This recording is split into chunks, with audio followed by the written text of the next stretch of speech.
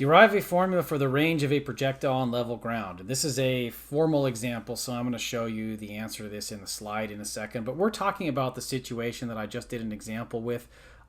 These are the correct equations of motion for x and y for that. But what we're about to derive here is called the range formula, which is a really cool formula to have in situations where maybe you're not interested in what the point is at various times here, but you just want to know about how far it's going to go in the absence of air resistance, and there's no cliffs or anything like that. It's all on level ground.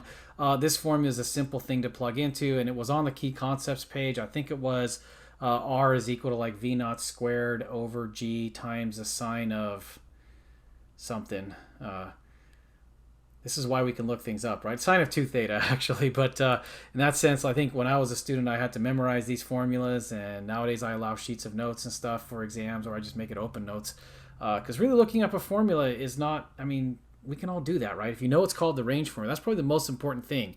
If I forgot this formula and I didn't know how to derive it, I would have to maybe Google range formula. But if I didn't know it was called range formula, I think I'd be a bit more stuck. And sometimes that happens. I still have to try to find something, right?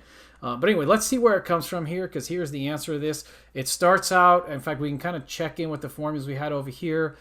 We had like V naught sine theta t minus 1/2 gt squared. And I've started with that formula. I didn't include the parentheses here, but everyone remember that t is technically outside the sine theta.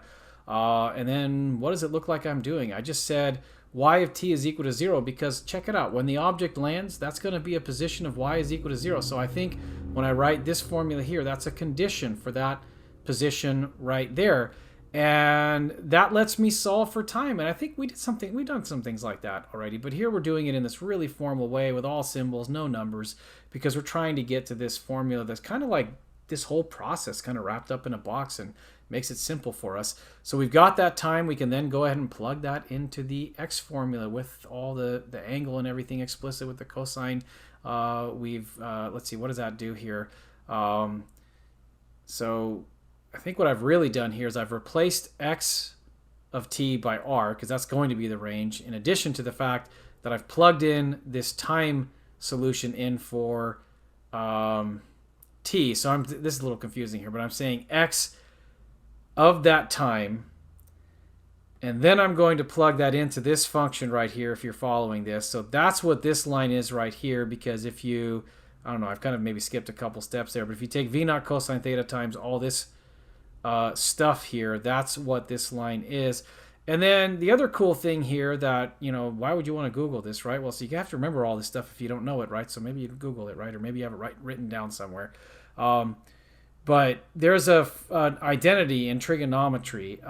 It's the double angle formula for sine that says that 2 times sine of an angle times cosine of an angle is equal to the sine of double that angle. Hence, it's the double angle identity. So that gives you this nice, neat result. So maybe I'll write up here, because this is the cool thing that hopefully if you had to look it up, although one of the things I would caution to say, if you rely too much on looking things up like this online, I mean, sometimes I do it with physics formulas if I'm just like, hey, I don't have a book in front of me, I can't remember it for some reason, I did a little derivation but I'm not confident for some reason. But sometimes you find a whole lot of extra stuff and you have to spend some time sifting through it before you find the thing that you really want. So it's not always as easy as it sounds. But this again right here is the range formula. Very, very useful for specific situations.